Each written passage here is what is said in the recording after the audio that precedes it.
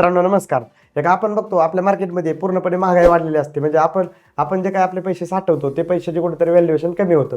कारण की आज बघतो आपण 1,00,000 रुपयाला गाडी घ्यायला जातो टू व्हीलर, आणि हेच जर थोडे दिवस थांबलं की हीच गाडीची किंमत कुठेतरी 1,05,000 1,06,000 होती. किंवा आपण एखादं सिमेंटचं घर बांधायचं म्हटलं तर सिमेंटचं पोतं बघतो 350 रुपयाला पोतं असतं, तर तीच सिमेंटचं पोतं कुठेतरी 370 360ला होतं. कधीतरी असं आपल्याला ऐकायला भेटतं किंवा त्याचे रेट कमी झालेत. पण जास्तीचं रेट काय होतात मित्रांनो, कोणत्याही गोष्टीचं वाढतातच आपण बघतात मार्केटमध्ये. मग असं का होतं ही एकदम प्रश्न तर कदाचित तुम्हाला भरपूर वेळा पडलेला असेल. मग ही महागाई अशी का वाढती हे मित्रांनो आपण आजच्या व्हिडिओमध्ये कन्सेप्ट क्लिअर करणार आहोत. ओके, तर चालेल. ॲक्च्युअली मित्रांनो एक महागाई बघायला गेलं तर महागाई ही म्हणजे एक अशी गोष्ट आहे की जी अगोदर इतिहासाच्या काळात पण वाढतच आलेली आणि आत्ता पण वाढतीच आणि भविष्यात पण वाढतच जाणार. त्याचं कारण काय की तुम्ही जर एक अर्थशास्त्राच्या दृष्टिकोनातून बघायला गेलो, इकॉनॉमिकच्या दृष्टिकोनातून, तर एक अर्थशास्त्राचा काय मेन पाया की एखाद्या गोष्टीचं प्रोडक्शन आणि एखाद्या गोष्टीचं कन्झम्पशन. म्हणजे काय की एखाद्या गोष्टीचं उत्पन्न आणि एखाद्या गोष्टीचं खपात. ओके, मग ही प्रोडक्शन आणि कन्झम्पशन. मग मित्रांनो एक महागाई जर बघायला गेलं तर एक दोन प्रकारची महागाई वाढते. म्हणजे काय की एखाद्या गोष्टीचं खरंच जर एखाद्या गोष्टीचा पुरवठा कमी पडल्यास तरी महागाई वाढते, किंवा एखाद्या गोष्टीचं कन्झम्पशन कॅपॅसिटी म्हणजे माणसाची खर्च करण्याची ताकद जरी वाढली तरी महागाई वाढत जाते. म्हणजे काय की बघा तुम्ही की कोणत्याही कंपनीत म्हणजे एखादी गोष्ट आहे की ती अशी गोष्ट आहे की ज्या गोष्टी मार्केटमध्ये सहजासहजी अवेलेबल होती ती गोष्ट स्वस्तच आहे, पण ती कितीही स्वस्त असू द्या येणाऱ्या 2-3 वर्षात महागाई ती 100% गोष्ट वाढतेच. मग ते कशामुळे वाढते की जी गोष्ट स्वस्त आहे ना ती स्वस्त गोष्ट कुणी घेत आहे. म्हणजे प्रत्येकजण गोष्ट ती वस्तू घेण्याची ताकद ठेवतो. मग प्रत्येक जणाने ती वस्तू घ्यायची ताकद ठेवली की त्या वस्तूची मागणी वाढते. मागणी वाढली की मग ती कुठेतरी डिमांड वाढलं की ती सप्लाय डिमांड इक्वल होऊन कुठेतरी ॲट द एंड डिमांड वाढतं आणि त्याची वस्तूची प्राईस वाढते. मग हे झाली पहिली महागाई.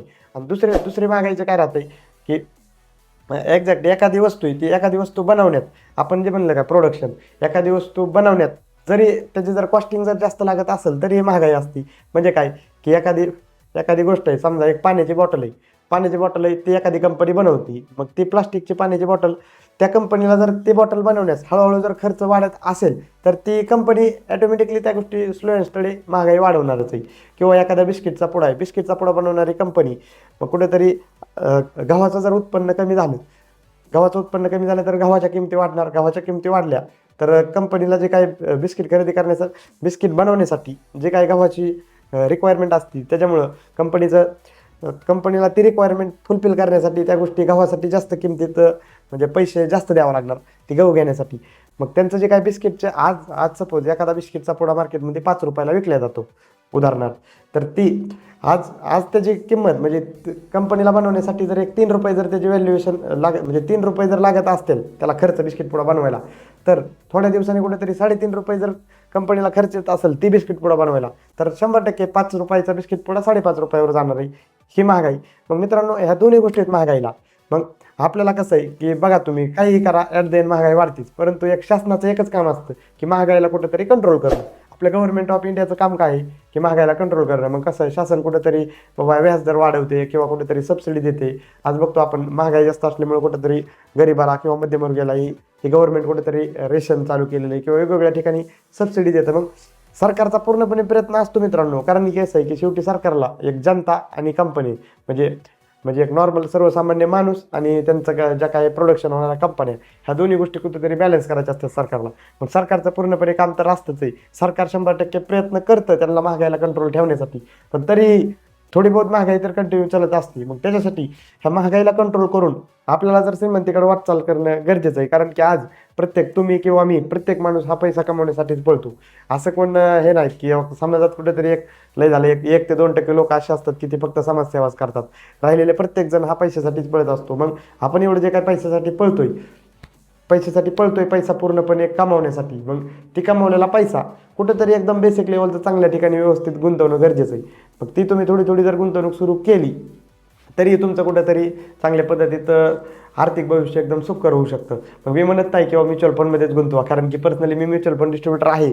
मी तर काम करतो म्युच्युअल फंडमध्ये लोकांना गुंतवणुकीचं हे करतो. परंतु एक आहे मित्रांनो, मी एकच जाता तुम्हाला सांगेल की तुम्ही तुमच्या पैशाची गुंतवणूक अशा ठिकाणी करा की जी आज आपल्या भारताची महागाई 5 ते 6% वाढती. म्हणजे काय की तुमची आज 1,00,000 रुपयाचं व्हॅल्युएशन आहे ना, ती 1,00,000 रुपयाचं व्हॅल्युएशन कुठंतरी 5 ते 6% कमी होते, म्हणजे 94-95 हजार रुपये पुढल्या वर्षी त्याचे व्हॅल्युएशन होते.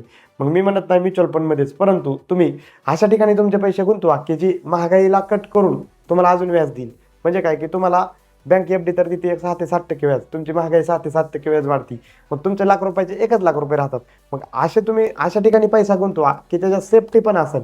प्रायमरी काय आहे की महत्त्वाची पैशाची सेफ्टी. आपण आपल्या कष्टाचे कमवलेले पैसे सेफ्टी राहणं गरजेचं आहे. मग त्याच्यामुळे त्यातून तुम्हाला पैशाची सुरक्षा प्लस पैशाची ग्रोथ, ह्या दोन्ही गोष्टी आपल्याला भेटतील एका ठिकाणी. ह्या गोष्टी म्हणजे याचा पूर्णपणे मित्रांनो स्टडी करून तुम्ही गुंतवणुकीचा निर्णय घ्या. म्हणजे तुम्हाला तुमचे पैसे सुरक्षितही राहिले पाहिजेत आणि तुमच्या पैशाची बँकेपेक्षा जास्त ग्रोथ झाली पाहिजे. मला तर पर्सनली वाटतंय की म्युच्युअल फंड हा एकच पर्याय आहे की ज्याच्यात सुरक्षा आणि रिटर्न दोन्ही मिळतात. आणि इव्हन त्याच्यात थोडी थोडी गुंतवणूक, छोटी 500-1000 रुपयांनी सुद्धा तुम्ही गुंतवणूक सुरू करू शकतात. तुम्हाला जर जमीन घ्यायची असेल किंवा तुम्हाला गुंठा घ्यायचा असेल किंवा घर घ्यायचं असेल तर ते डायरेक्ट 1,00,000, 2,00,000, 10,00,000 असे भरपूर काय पैसे लागतात. पण आपण जर मध्यमवर्गीय गरीब किंवा आपण जर जॉब करत असेल तर एवढे पैसे डायरेक्ट रिक्वायर आपल्याला अवेलेबल होत नाहीत. त्यासाठी एक थोडी थोडी जरी तुम्ही गुंतवणूक सुरू केली तरी कुठेतरी एक लॉंग टर्ममध्ये तुम्हाला चांगली प्रॉपर्टी मिळू शकते. फक्त गुंतवणूक सुरू करताना ह्या महागाईचा विचार करूनच मित्रांनो आयुष्याचा एक लॉंग टर्म गुंतवणुकीचा डिसिजन घ्या. चालेल. व्हिडिओ आवडला तर व्हिडिओ लाईक करा, चॅनलला सबस्क्राईब करा. धन्यवाद.